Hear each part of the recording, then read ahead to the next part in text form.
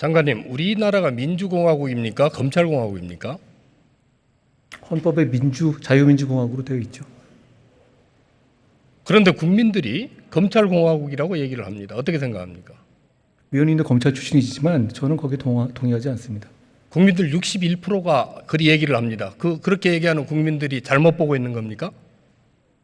그런 면에서는 예를 들어서 검찰 출신들이 나라를 움직인다 이런 면에서는 사실과 다른 면이 있습니다. 왜 국민들이 그렇게 생각을 할까요? 국민들께서는 여러 가지 표지를 보시고 여러 가지 정보를 보시고 판단하실 텐데요. 거기에 대해서 저희가 좀 더 잘 설명해야 할 것 같습니다.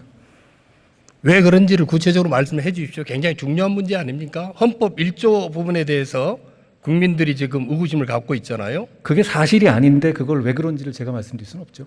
사실이 아니면 아닐수록 더 그 부분을 연구를 해서 국민들을 설득해야 되는 거 아닙니까? 그 점을 굉장히 민주당에서 말씀을 많이 하고 계시지 않습니까? 그 이유를 좀 설명해 주시면 제가 연구하는 데 도움이 될 것 같습니다. 장관께서 그걸 모르고 국민의 대표로 질문하는데 국민들 보고 설명해라고 하면 그게 예의가 아니죠. 아닙니다. 저는 검찰공화국이란 말 자체에 동의하지 않기 때문에 그 이유를 제가 설명할 수는 없죠. 예스 노로 제가 물어보겠습니다. 검찰 출신이 국정을 장악하고 요직을 독점하고 있기 때문에 국민들은 그렇게 얘기하는 것 같습니다. 맞습니까? 틀립니까? 저는 그렇게 생각하지 않습니다. 주요 인사에 대한 사항을 검찰 출신들이 독점을 하고 그 대통령 인사에 법무부 장관이 인사정보관리단에 개입하면서 그것까지 하기 때문에 국민들은 민주공화국이 아니고 검찰공화국이라고 생각을 하고 있는 것 같습니다. 맞습니까? 저는 인사 관련해서 객관적인 1차 검증만 하는 기능만 담당하고 있어서 인사에 관해서 추천하거나 비토하는 그 역할을 전혀 하고 있지 않습니다.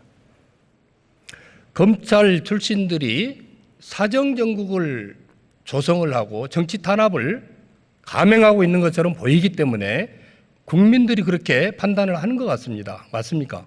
위원님도 검사장을 지내셨지만 그렇지 않다는 거, 검찰 출신들이 사정정국을 만들지는 않는다는 점은 누구보다 잘 아실 거라고 생각합니다. 내가 검찰 출신인데 그런 것 같습니다. 장관보다 제가 검사를 더 오래 했어요. 그렇게 보여요. 걱정이 됩니다. 잘못 보시는 겁니다. 권한도 없는 대통령 인사 검증을 굳이 왜 한동훈 장관이 나서서 해야 됩니까? 권한이 없지 않고요. 이미 법을 만들어서 몇 달째 안착돼서 되고 있는 것이고요. 제가 하고 있는 것이 아니고 시스템에서 정해진 대로 하고 있는 것이죠. 검찰총장도 없이 검사 인사를 단행을 하셨죠? 그런 전례는 많이 있고요. 윤석열 중앙지검장을 임명할 당시에는 장관도 없었습니다. 그리고 게다가 당시의 대검 차장과 긴밀하게 협의했고 그 대검 차장이 지금 검찰총장이 됐죠. 제가 검사 생활 더 오래 했는데 이런 적 한 번도 없었습니다. 아니, 잘못하신 겁니다. 검찰청법 34조 1항에 총장의 의견을 들어 인사하도록 돼 있잖아요. 직무 대리 의견을 들을 수 있죠. 이거 왜 생겼는지 아십니까? 검찰에 대해서 장관, 이 검찰과 법무부, 행정부의 관계가 준사법기관이기 때문에 거기에 대해서 그 뜻을 존중하라는 취지로 저는 이해하고 있습니다. 언제 어떤 경위로 이 법이 생겼는지 모르세요? 말씀해 주시면 잘 듣겠습니다. 검사 출신 아니에요? 말씀해 주시면 제가 잘 모를 수도 있으니까요. 말씀해 주시면 잘 듣겠습니다. 어이없다는 참여정부 초창기에 의원입니다. 검찰의 정치적 중립과 독립성을 지키기 위해서 평검사회의 해가지고 이거 만들어낸 조항입니다. 아시죠? 그때 초임검사였죠? 예, 알고 있습니다. 그런데 이 조항을 장관이 무시하고 인사하면 되겠습니까? 그 조항을 무시한 게 아니라는 말씀 다시 드리고요. 지난 정부 초반에 중앙지검장 윤석열을 임명할 당시에는 어땠습니까? 그때 총장이나 장관이 있었나요? 그렇지 않죠. 게다가 청와대에서 발표하셨습니다. 대변인이요. 그거는 그런 인사하고 비교해 봤었을 때 저는 게다가 직무대리하고 수십 차례 논의했고 직무대리의 검찰 인사를 거의 대부분 수용했습니다. 저는 역대 어느 때보다 검찰의 의견을 많이 수용한 인사라고 생각합니다. 그건 검찰에 물어보셔도 아실 겁니다. 손바닥으로 하늘 가리지 마십시오. 그러고 있지 않습니다. 평검사들도 다 듣고 있습니다. 저는 들어야 한다고 생각합니다. 누구 말이 옳을지는 보고 판단할 것 같습니다. 장관님 보십시오. 검찰의 정치적 중립과 독립성을 지키기 위해서 많은 제도가 있지만은 인사의 독립성 지키는 게 가장 중요한 겁니다. 그거를 지키기 위해서 검찰총장이 동의권 행사를 하도록 돼 있습니다. 만일 총장이 있었으면은 이번에 이런 인사 이루어질 수 있었겠습니까? 당연히 제가 지금 직무들이랑 깊이 논의했다고 말씀드리고요. 지금 최근에 지금 말씀하신 그런 구조가 완전히 무너져서 심지어는 법무장관이 민정수석까지 패싱하고 인사를 하는 상황이 불과 몇 년 전에 있지 않았습니까? 그때와 비교해 보면 저는 굉장히 이 규정을 정신으로부터 잘 지킨 거라고 생각합니다. 한동훈 검사들이나 다른 장관이 분들도 그렇게 생각하죠. 지향하는 검찰은 이전 검찰입니까? 미래 검찰입니까? 도대체 그림이 보이지가 않습니다. 과거로부터 잘못된 것을 고치는 검찰입니다. 직전 정부가 잘못한 부분도 고치고 잘한 부분은 받아들이고 하는 검찰입니다. 그 인사로 검사들이 몇 명이 옷을 벗었습니까? 글쎄요, 숫자는 안 하지만 보통 그 정도 인사를 하게 되면 규모가 인사가 되고 그리고 정권이 교체가 된 이후에 인사가 나면 많은 인사 요인들이 생기죠. 그거는 위원님도 잘 아시지 않습니까? 몇 명이 옷을 벗었습니까? 숫자는 제가 지금 말씀드리기가 어렵네요. 역대 어느 정권에 이번 장관 인사한 것처럼 이렇게 많은 숫자 옷 벗은 적 있습니까? 저는 숫자를 세봐야 되겠지만 제가 제일 많을 것 같지는 않습니다. 모릅니까? 그 숫자를 제가 미리 준비해 오지 않아서요. 제가 그걸 확인한 다음에 말씀드리겠습니다. 그 우리 숫자까지 스마트한 장관이 어떻게 그것도 확인을 안 하고 왔어요? 그건 저를 좀 과대평가하시는 거고요. 숫자 자체는 제가 좀 확인해 보겠습니다. 장관에 줄 서는 검사들 남겨놓고 반대했던 검사들 전부 옷 벗기고 이게 무슨 검찰의 정치적 중립이고 독립입니까? 이렇게 해서는 안 되죠. 저에게 줄 서는 검사 없습니다. 저에게 전화 한 통하는 검사 최근에 전혀 없습니다. 줄 안 서고 반대하는 검사들 전부 법무연수원에 보내지 않았습니까? 옷 벗고 나갔고. 그렇지 않습니다. 그렇지 않습니다. 그럼 그 인사가 잘못됐다고 검찰 내부가 생각하시는지 한번 물어보시기 바랍니다. 그 당시에 정치적 편중 논란이 오히려 많았던 인사인지 검사들이죠. 파악도 못하고 있다고 그러면 도대체 장관은 거짓말장입니다. 생각이 다른 것 같습니다. 장관이 검찰청법 시행령 개정을 하셨죠? 이미 9월 10일부터 적용 중입니다. 검사의 수사기시 범위를 축소하기 위해서 국회에서 오랜 논쟁 끝에 저 법을 만든 겁니다. 그래서 6개 범죄 등으로 돼 있던 게 2개 범죄 등으로 축소가 됐습니다. 저게 수사개시 범위가 늘어나는 법입니까? 축소되는 법입니까? 저는 법에 정해진 대로 시행령을 만들었다는 말씀을 드리겠습니다. 그럴 것이라면 중으로 만드시지 왜 등으로 만드셨습니까? 법문은 명확합니다. 그리고 법제처도 그렇고 지금 규정에서 그 규정에 맞춰서 시행령을 만든 거란 말씀을 드리겠습니다. 6개 등보다 2개 등 이게 도대체 어느 게 수사를 더 할 수 있는 겁니까? 장관 보시기에. 자, 그 2개 제가 만든 시행령을 보시면요. 지금 부패 범죄와 경제 범죄에 일단 상당히 국한되어 있습니다. 다만 원래 만들었던 추미애 장관 당시 만들었던 시행령 자체가 부당하게 축소된 부분이어서 그 부분을 정상화한 것뿐입니다. 그것 외에 제가 허위사실 공표라든가 이런 부분들 그런 부분을 다 포함하는 식으로 넓혀놓은 것이 전혀 아니라는 점을 말씀드리겠습니다. 저는 이참에 도대체 왜 이렇게 중대범죄자의 수사를 길을 쓰고 막아야 하는 것인지 이미 시행까지 됐는데도 이렇게 말씀하시는지에 대해서 오히려 더 이해가 안 갑니다. 지록 이마라고 하는 말 아시죠? 그런 말이 있는 건 알고 있습니다. 어떤 내용인가요? 근데 저는 지록 위마를 하는 것이 아니고요. 정확하게 가르치고 있는 것이라고 생각합니다. 내용을 물었습니다. 글쎄요. 예전에 그 조고에 관한 그런 일화로 알고 있는데요. 거기에 대해서 사승을 가리키고 그런 취지로 알고 있습니다만 그런데 저의 경우에는 적용될 만한 얘기가 아니라고 생각합니다. 한동훈판 지록 임합니다. 좀 생각이 자, 드신 여기 것 같습니다. 국회의원들이 300명이 있습니다. 이 국회의원들이 바보입니까? 위원님, 당시에 위장 탈당이라든가 쪼개기 같은 여러 가지 적법 절차를 어긴 것이 이루어지고 나서 통과된 것입니다. 정상적으로 통과된 것이 아니라는 이유로 저희가 지금 헌법재판까지 진행 중인 상황이라는 점 말씀드리겠습니다. 국회의원들 300명이 수사개시 범위를 축소하기 위해서 만든 거라니까요. 근데 왜 장관 혼자 그게 아니라고 얘기를 합니까? 그 논의 과정에서 중이 아니라 등으로 만들었을 경우에는 그런 식의 해석이 가능하다는 점이 충분히 논의가 되었고 속기록에도 나와 있습니다. 그 위임 범위에 따라서 국민을 범죄로부터 보호하기 위해서 최선을 다해서 시행령을 만든 것이라는 점을 제가 다시 한번 말씀드리겠습니다. 재형 법정주의, 확장해서 금지, 유치해서 금지가 있습니다. 그렇게 해석해야 되는 거 아닙니까? 그 규정에 맞추더라도 전혀 문제가 없다는 점을 다시 한번 말씀드리겠습니다. 부패 범죄의 범위라든가 그런 부분들에 대해서 예를 들어서 직권남용을 가지고 말씀드리면요. 2017년에 처음에 백혜련 대변인께서 직권남용 부패 범죄에 해당한다고 말씀하셨습니다. 부패 범죄에 직권남용에 해당하지 않는다는 처칙은 세계 어디에도 없습니다. 오히려 더 직권남용이 부패 범죄의 중요한 축이라는 것이 세계적인 트렌드죠. 그걸 포함시키는 시행령을 만드는 것은 오히려 정상화의 길인 것이지 이게 무슨 지로기말을 대거나 그럴 만한 얘기가 전혀 아니라는 점을 제가 말씀드리고 싶습니다. 권한쟁의 심판 제기하면서 4개 범죄가 축소된다는 주장을 하셨어요. 그 당시에는 전체 이 법의 위헌성을 강조하기 위한 것이고요. 전체 취지를 이해해 봐 주십시오. 그리고 권한쟁의 심판은 저희와 지금 국회와의 어떤 지금 쟁송이 준비되어 있고 9월 27일 날 지금 현재 이 기일이 돼 있는데요. 그 기일 내에서 적정하게 주장하고 저희도 성실하고 신중하고 이 신사답게 주장할 것이라는 말씀드리겠습니다. 이거 권한쟁의 심판에서 지면은 이거 무효됩니다. 검사들이 수사한 이 범죄에 대해서 전부 무효가 돼요. 그러면은 사법 패닉 생기지 않겠습니까? 진다는 것이 저희가 진다는 걸 말씀하신가요? 그렇지 않죠. 지금 오히려 더 줄이는 방향으로 가왔는데요. 어떤 부분이 지금 패닉이 생긴다는? 시행령이 잘못된 것이라고 결론이 나면은 그죠? 이거를 수사한 공무원들은 전부 직권 남용이 됩니다. 그리고 수사를 받은 피의자들은 전부 이 수사를 무효로 할 겁니다.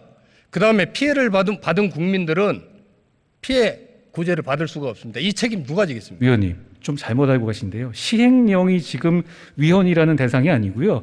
법률이 위헌이라는 대상입니다. 지금 법률이 위헌인 것과 그리고 시행령이 위헌인 것과는 어떤 관계가 있는지. 자, 지금 저희 시행령은요.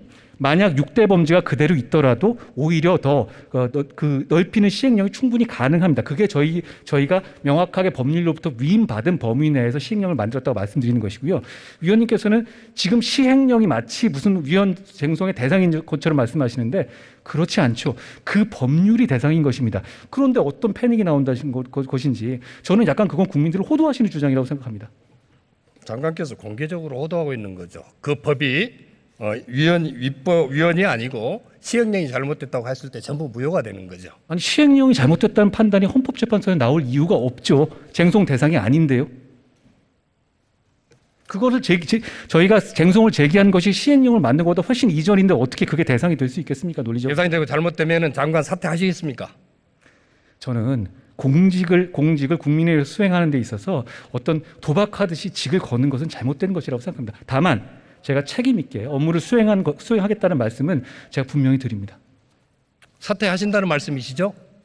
그걸 그렇게 해석하시나요? 저는 뭘 했었을 때 도박하듯이 무슨 직을 걸고 이런 거는 국민들 보시기에 그렇게 좋아 보이지 않을 것 같습니다. 다만 제가 그렇게 장난하듯이 하는 것이 아니고 대단히 책임성을 가지고 국민을 위해서 시행령을 만들고 그리고 헌법재판에 임할 것이라는 각오를 말씀드리겠습니다. 잘못돼서 책임을 지면 사퇴하셔야죠. 사퇴하신다고 왜 말씀을 안 하십니까? 위원님, 그럼 반대로 헌법재판에서 저희가 승소하게 되면 어떻게 하실 겁니까? 그럴 일 없습니다. 그 걱정 안 하셔도 돼요. 알겠습니다. 장관이 9월 15일 날 법무부에서 브리핑을 하셨습니다. 어떤 내용인지 제가 하도 많이 해서. 소아성 기호증 관련된. 그때 이런 얘기를 하셨어요. 없는 죄를 덮어씌우는 것은 안 되는 거라는 것. 제가 그걸 당해봤기 때문에 제일 잘 안다. 범죄 수사를 받던 사람이 다수당의 대표가 됐다고 해서 만약에 제가 있더라도 덮어달라고 얘기하는 것을 국민 누가 수긍할 수 있겠습니까? 그런 적 있죠? 제가 기자의 질의에 답했는데요. 제가 틀린 말 했다고 생각하지는 않습니다. 채널A 사건 말씀하신 거죠? 그렇습니다. 그때 제가 독직 폭행도 당했었고 여러 가지 그 관련해 가지고 하지 않은 일로 4번이나 좌천당한 적이 있기 때문에 그런 점을 말씀드린 것이고요. 그것보다 중요한 것은 범죄 수사에 대해서 공평하고 하면 되는 것이 그걸 정치 논리를 끌어들일 필요 없다 이런 취지를 말씀드린 겁니다. 장관님을 독직 폭행했다는 정진웅 차장검사 무죄 받았죠. 항소심 무죄 났는데요. 그렇다고 폭행 사실이 없었다는 것은 아니고 거기에 대해서 착오가 있었다 이런 취지로 무죄를 난 것이고 대법원에 가 있는 걸로 알고 있습니다. 오히려 장관이 덮어씌우려고 한 거 아닙니까? 판결문을 안 읽어보신 것 같습니다. 판결문 취지가 그런 취지가 아니라는 점을 분명히 말씀드리겠습니다. 거기에 대해서 폭행이 있었고 그리고 재판부가 여기서 무죄를 쓴다고 해서 본인의 책임이 없는 건 아니다라는 부가 설명까지 했었는데 여기서 제가 덮어씌웠다고 말씀하시는 건 대단히 근거 없는 말씀 같습니다. 다 읽어봤습니다. 그럼 다 안 읽어보신 것 같습니다. 정진웅 차장이 휴대폰 확보하려고 한 거 아닙니까? 휴대폰 내용 까면은 진실이 나오는데 덮으려고 한 거는 장관 아닙니까? 그게 무슨 말씀이신지 모르겠습니다. 당시에 압수수색의 대상은 유심칩이었는데요. 유심칩을 압수수색하는데 휴대폰 내용을 어떻게 알죠? 위원님께서도 검사 출신 잘 아실 거 아닙니까?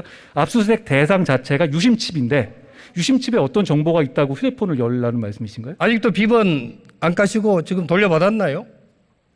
위원님, 이게 이 사건에 대해서 어떤 헌법상 기본권이 있는데 여기서 무슨 일이 있을 때마다 비번을 깔아 하는 것 저는 이제 국민들께 식상하실 것 같습니다. 아니 그렇게 따진다면은 그건 기본권이고요. 기본권의 영역에서 제가 무죄까지 받았는데 저는 지금 비번 까라는 얘기가 들을 상황이 아니고 지금까지 저에 대해서 했던 모함에 대해서 사과를 받을 때라고 생각합니다.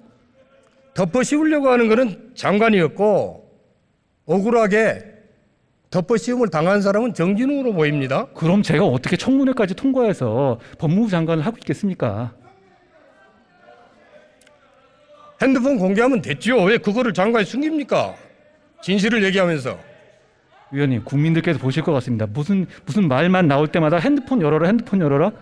그게 지금 이 민주주의 이 법치국가에서 가능한 질문은 아닐 것 같습니다.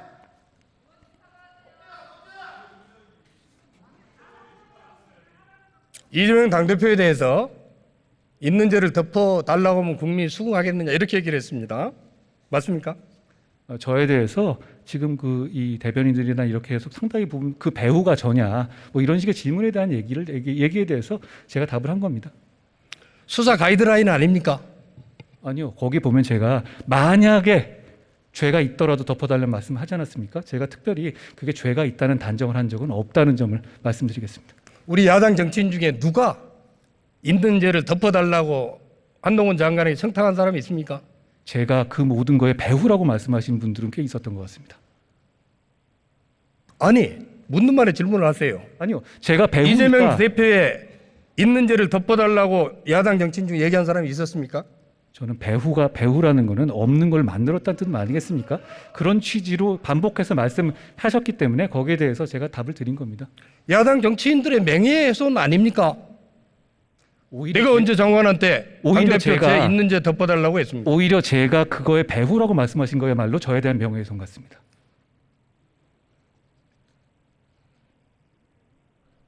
지금 장관은 검찰에 대해서 구체적 수사 지휘하고 있습니까?